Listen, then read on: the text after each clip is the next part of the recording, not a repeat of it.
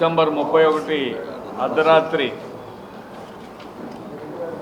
ఎవరి సంతోషకరమైన సందర్భాన్ని కొత్త సంవత్సరంలో ప్రవేశించడాన్ని ఎవరి కాళ్ళు ఆనందంగా గడుపుతారు.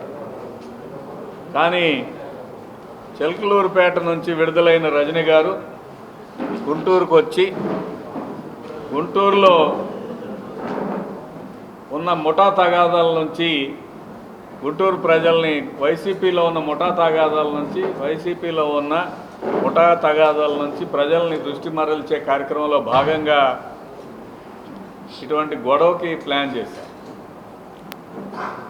నాయకులు కానీ ద్వితీయ శ్రేణి నాయకులు కానీ కార్యకర్తలు కానీ ఆలోచించేది ఏమిటంటే కొత్త సంవత్సరం ఏ నాయకుడి దగ్గరికి వెళ్ళాలి, మనం ఎలా సెలబ్రేట్ చేసుకోవాలి, మనమందరం కూడా సంతోషకరంగా మంచి శుభారంభాన్ని ఇవ్వాలని ఆలోచన చేస్తూ ఉంటారు. కానీ రజనీ గారు మంత్రి గారు ఆలోచనలు వేరుగా ఉన్నాయి. వాళ్ళ ఆఫీసు మీద దాడి జరిగినట్టు సరే జరిగిన దానికి కారణాల గురించి సరిగ్గా మాట్లాడకుండా ఆలోచన చేస్తుంటే ఒకసారి చూడాలి. ఈ ఎఫ్ఐఆర్ కాపీ, ఈ ఎఫ్ఐఆర్ కాపీ కంప్లైంట్ ఎవరయ్యా అంటే రజనీ గారు కాదు, మాసారపు చిరంజీవి, స్వగ్రామం పల్నాడు జిల్లా బొల్లపల్లి మండలం వెల్లటూరు గ్రామం, గుంటూరులో నివాసం ఉంటూ ఆంధ్ర క్రిస్టియన్ కాలేజీలో BA చదువుతున్నాను, 2వ సంవత్సరం చదువుతున్నాను. గత కొన్ని రోజులుగా రాత్రి సెక్యూరిటీ గార్డ్గా పనిచేస్తున్నాను. చాలా సంతోషం, చాలా కష్టపడి పనిచేస్తూ ఉన్నాడు అబ్బాయి. కానీ మొన్నే ఆఫీస్ ఓపెన్ అయింది. సెక్యూరిటీ గార్డ్గా పనిచేస్తాను. ఉదయం రాత్రి నుంచి ఉదయం 8:30 వరకు పనిచేస్తాను. ఈయనకి 32 పేర్లు తెలిసినాయి, 30 పేర్లు తెలిసినాయి. 2వ సంవత్సరమే చదువుతుంది క్రిస్టియన్ కాలేజీలో. ఉద్యోగం చేరింది. ఆమె ఆఫీస్ ఓపెన్ చేయగానే కదా జాయిన్ అయింది. 15 రోజుల క్రితం ఆఫీసులో జాయిన్ అయ్యాడు. జరిగిన ఇన్సిడెంట్ మీద 2 గంటలకి కంప్లైంట్ ఇచ్చాడు. ఆ కంప్లైంట్ నానిగారు చెప్పినట్టు చాలా చూడండి, ఎలాంటి కంప్లీట్గా మీరు నేను ఆఖరికి నాతో సహా లేకపోతే నాయకులతో సహా గొడవ జరిగితే వెంటనే ఒక వైట్ పేపర్ తీసి అవసరమైతే పోలీస్ స్టేషన్లో కూర్చొని రాస్తాం. నేను అనుకోవటం ఇది పోలీస్ స్టేషన్లో టైప్ అయిందేమో అని ఒక అనుమానం, లేదా రజనీ గారి ఆఫీసులో టైప్ అయిందా అని ఒక అనుమానం. ఇటువంటి వ్యక్తి కంప్లైంట్ ఇస్తే జరిగిన ఇన్సిడెంట్స్ బోనమనేని శ్రీనివాస్ గారు జనసేన నాయకులు తర్వాత నాని గారు విషయాలు చెప్పారు. నేను ఒకటి అడుగుతున్నాను, రజనీ గారి ఆఫీస్ ఓపెన్ అయిన తర్వాత ఆఫీస్ ఓపెనింగ్ సమయంలో ఒక వ్యక్తి, ప్రముఖ వ్యక్తి వచ్చాడు. ఇతని పేరు శంకర్, అంబర్పేట శంకర్, హైదరాబాద్లో రౌడీ షీటర్. ఒకసారి చూడండి.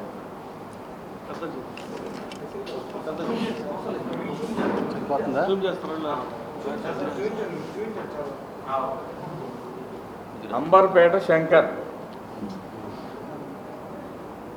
హైదరాబాద్లో రౌడీ షీటర్. ఈ వ్యక్తి వారికి సంబంధించిన వ్యక్తి అయితే పర్వాలేదు, కానీ ఆయన చరిత్ర ఏంటి, దట్ ఈజ్ ఇంపార్టెంట్. ఇక్కడ ఆ ఇంపార్టెన్స్ని ప్రజలు గమనించాలి. సలహాదారులకి చాలా ఇంపార్టెంట్ పర్సన్ అవ్వచ్చు మంత్రి గారు, మేము కాదంట్లా. స్క్రిప్ట్ డైరెక్షన్ అంతా వేరే ఉండొచ్చు, మనం కాదంట్లా. కానీ నేను 15 సంవత్సరాల నుంచి గుంటూరు జిల్లా రాజకీయాల్లో ఉన్నాను. 2009 నుంచి క్రియాశీలక రాజకీయాల్లో ఉన్నాను. ఈ 15 సంవత్సరాల్లో ఎప్పుడు కూడా ఇటువంటి ఇన్సిడెంట్ జరగల, ఒక్క ఇన్సిడెంట్ కూడా జరగల. వ్యక్తిగత తగాదాలు గుంటూరులో ఉండొచ్చు, కానీ ఇతర ఆస్తుల ధ్వంసం కానీ పార్టీ ఆఫీసులకు సంబంధించిన అంశాల్లో కానీ ఏనాడు ఒక రాజకీయపరమైన విభేదాలు ప్రెస్లో మాట్లాడవచ్చు లేదా ప్రదర్శనలు చేయొచ్చు, కానీ ఏనాడు ఇటువంటి సంఘటనలు జరగల. గత 3 సంవత్సరాల నుంచి వైసీపీ రాజకీయాలకు వచ్చిన తర్వాత ఇటువంటి ఇన్సిడెంట్స్ జరుగుతూ ఉన్నాయి. పైగా గుంటూరులో ఎమ్మెల్యేని కాదని ఏమనేదో పదవి వేశారేంటో సమన్వయకర్తగా మంత్రి గారిని వేసినప్పుడు ఏం జరుగుతుందో మరి. ఎమ్మెల్యే గారు ఖచ్చితంగా మాట్లాడారు, నా పరిస్థితి ఏంటని ఆయన వాపోయిన సంఘటన మనం చూసాం. అది కాకుండా మీ అందరికీ తెలుసు గుంటూరులో వైసీపీలో అనేక విభేదాలు ఉన్నాయని. ఆ విభేదాల వైపు ఎందుకు చూడకూడదు పోలీసు? అది కాకుండా మాకు ఒక సాంప్రదాయం ఉంది గుంటూరులో, తెలుగుదేశం వాళ్ళందరికీ కూడా అర్ధరాత్రి 31వ తారీఖున కొత్త సంవత్సరం ప్రారంభంలో అన్నగారికి నివాళులు అర్పించి పాలాభిషేకం చేసి కేక్ కట్ చేసుకొని కొత్త సంవత్సరం ప్రారంభిస్తారు. అక్కడ మీరందరూ బ్యారికేడ్లు కట్టి వీళ్ళని ఎవరిని రానియకుండా, అంతేకాకుండా తెలుగుదేశం వాళ్ళు ఎవరైతే ఉన్నారో వాళ్ళు ఆ కార్యక్రమానికి రావడానికి వస్తున్న సందర్భంలో ఆ వెహికల్ని పగలగొట్టి విధ్వంసం సృష్టించి తర్వాత నెక్స్ట్ ఇన్సిడెంట్ని మీరు ప్లాన్ చేశారని మేము ఖచ్చితంగా భావిస్తున్నాం. ఎందుకు భావిస్తున్నామంటే ఇది ప్రీ ప్లాన్డ్ యాక్టివిటీ. విడుదల రజనీ గారి గురించి చాలా కథలు ప్రచారంలో ఉన్నాయి. చెప్పిన పని చేయకపోవటం, చిలకలూరుపేట నియోజకవర్గంలో భూములకు సంబంధించిన గ్రానైట్ భూములకు సంబంధించిన సొసైటీ భూముల్ని ప్రత్యేకంగా కొంతమందికి కట్టబెట్టిన తర్వాతే మంత్రి పదవి వచ్చిందని, అదేవిధంగా వర్గాలను ప్రోత్సహిస్తారని వాళ్ళ ఎంపీ గారే ఈవిడ ఆలోచన ధోరణికి వీళ్ళ యొక్క ఈ వర్గం యొక్క దౌర్జన్యాలకి పార్టీ మారదామని ఒక ఆలోచన వచ్చిందని పుకార్లు కూడా వినపడి. అంటే ఆ స్థాయిలో గుంటూరు టౌన్లో ఎప్పుడు ఎవరు ఏ రాజకీయ నాయకుడు వ్యవహరించాల. ఇది ఖచ్చితంగా విడుదల రజనీ గారి అనుచరుల బృందం యొక్క పనే అని మేము భావిస్తూ ఉన్నాం. కారణం ఏంటంటే రౌడీజాన్ని గుంటూరుకి పార్టీ ఆఫీస్ ద్వారా పరిచయం చేసిన కాబట్టి మేము అనుమానిస్తాం. అంటే మీరు ఇటువంటి చర్యల ద్వారా ప్రజల యొక్క అటెన్షన్ని డైవర్ట్ చేసి పాపం ఒక మహిళ మీద దాడి చేశారు ఆఫీస్ పెట్టుకుంటే అనే ఒక సానుభూతి డ్రామాని మీరు బహుశా పీకే మిమ్మల్ని వదిలేళ్ళిపోయినా పీకే అడుగుజాడల్లో నడుస్తున్నట్టున్నారు. మీరు పీకే గారు లేడంటున్నారు కదా. గతంలో చూసాం, కోడికత్తి డ్రామా చూసాం. ఆ కోడికత్తి డ్రామా లాయర్ గారు ఏం మాట్లాడుతున్నారంటే అసలు కోడికత్తితో పొడిచారా లేదా అనేది అనుమానం, అంతేకాకుండా సప్లై చేసినాడు, కత్తి సప్లై చేసిన వాడు బొత్స సత్యనారాయణ మేనల్లుడు అని ఆరోపణ చేశాడు. మేం కాదు, జనపల్లి శ్రీనివాసు ఎలియాస్ కోడికత్తి శ్రీను యొక్క అడ్వకేట్ గారు పత్రికాముఖంగా చెప్తే దాన్ని మీరు ఎవరు ఖండించలేదు. అది కాకుండా మరొక అంశం ఏంటంటే వివేకానంద రెడ్డి గారు మర్డర్ జరిగింది. తర్వాత జగన్మోహన్ రెడ్డి గారు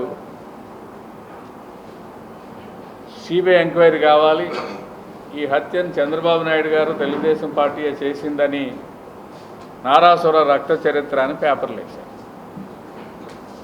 పేపర్లు వేసిన తర్వాత ఇటీవల ఎంక్వైరీలు ఏం తేలుతుందంటే తెల్లవారుజాముకే జగన్మోహన్ రెడ్డి గారు మీటింగ్లో ఉండగా ఈ సమాచారం పులివెందుల నుంచి ఆయన దృష్టికి వచ్చింది, హైదరాబాద్కు వచ్చింది. అప్పుడు ఉమారెడ్డి వెంకటేశ్వర్లు గారు, గతంలో పనిచేసిన కల్లం అజయ్ రెడ్డి గారు వారి సమక్షంలోనే ఫోన్ వచ్చిందని తెలుసు. అంటే ఇదంతా మీకు తెలిసి డ్రామాలు ఆడతారనేది ఉన్నత స్థాయి వ్యక్తులే జరిగిన సందర్భాన్ని అటెన్షన్ని డైవర్ట్ చేసి రాజకీయ లబ్ధి పొందుతారనేది ఈ రెండు మేజర్ ఇన్సిడెంట్స్ చూస్తే మనకు అర్థం అవట్లేదా? దీని వెనక డ్రామాకి కథా స్క్రీన్ ప్లే డైరెక్షన్ ఎవరో అర్థం అవుతుంది కదా. ఈ ఈ రాష్ట్ర ప్రజలకి తెలుసుకోవటానికి 4.5 సంవత్సరాలు పట్టింది కదా. మరి రజనీ గారుకి ఎవరు డైరెక్షన్ ఇచ్చారు, ఎవరు స్క్రీన్ ప్లే చేశారు, ఇది మళ్ళా తెలుసుకోవడానికి 3 ఏళ్ళు పట్టకముందే గుంటూరు ప్రజలు, గుంటూరు వెస్ట్ నియోజకవర్గ ప్రజలు, ఈ రాష్ట్ర ప్రజలు కూడా ఎన్నికల ముందు జరిగిన డ్రామా అని ఎందుకు అనుకోకూడదు. దీనికి అన్ని ఆధారాలు ఖచ్చితంగా ఈ ఆఫీసులో మన బోనబోయిన శ్రీనివాస్ యాదవ్ గారు జనసేన నాయకులు చెప్పినట్టుగా ఆమెకు సంబంధించిన ఆస్తి ఎక్కడ ధ్వంసం జరగలేదు, కానీ ఆ బిల్డింగ్ మీద దాడి జరిగిందని చెబుతున్నారు. ఒక సీసీ కెమెరా ఫుటేజ్ కూడా లేదు. మరొక అంశం ఏంటంటే పిటిషనరు 30 మంది పేర్లు వరుసనే తల్లిదండ్రులతో సహా, వాళ్ళ తల్లిదండ్రులతో సహా, ఏజ్తో సహా, వాళ్ళ కులంతో సహా జరిగిన 1 గంట ఆ టైంలో జరిగితే 2 గంటల కల్లా అన్ని సమాచారం సేకరించి చక్కగా కంప్లీట్ టైప్ కొట్టేసేసి, అది కూడా కంప్యూటర్ టైప్ కొట్టి తీసుకెళ్ళి పోలీస్ స్టేషన్లో అప్పచెప్పడం అనేది డ్రామా లాగా అనిపించట్లేదా అని నేను అడుగుతాను. పైగా ఇంత జరిగితే పోలీసుల మీద అధికారుల యొక్క డ్యూటీకి విధులకు భంగం కలిగించారని ఒక సెక్షన్ పెట్టారు 353. ప్రభుత్వ అధికారులని విధులు నిర్వహించడంలో భంగం కలిగించారంట. మీరు యాక్ట్ చేస్తుందేమో రజనీ గారి ఆఫీసు మీద దాడి జరిగిందని రాజకీయ రంగు పులుముతూ అధికార యంత్రాంగాన్ని అడ్డుకున్నారని 353 సెక్షన్ పెట్టి దీని వెనక మొత్తం డ్రామా అనేది మనకు అర్థమవుతుంది. కావున గుంటూరు ప్రజలు శాంతి కాముకులు. ఇది వైసీపీలో ఉన్న గ్రూపులు తగాదా అయి ఉండొచ్చు, లేదా రజనీ గారి అనుచరులు, ఎందుకంటే ఆవిడకి రౌడీ ఎలిమెంట్స్తో టచెస్ ఉన్నాయి కాబట్టి ఆవిడ బృందం కూడా చేసి ఉండొచ్చు. అసలు కంప్లైంట్నే విచారిస్తే అసలు విషయాలు బయటపడతాయి. మేము తెలుగుదేశం పార్టీగా, జనసేన పార్టీగా మేము కోరుకుంటుంది ఏమిటంటే నిష్పాక్షితమైన ఎంక్వైరీ జరగాలి.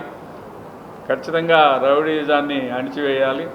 దౌర్జన్యాలు, దోపిడీలకి, రౌడీజానికి ట్రేడ్ మార్కు వైసీపీ పార్టీ కాబట్టి ఖచ్చితంగా వాళ్ళే చేసి ఉంటారు. ఈ వగల ఏడుపులు మానుకోవాలని విజ్ఞప్తి చేస్తారు.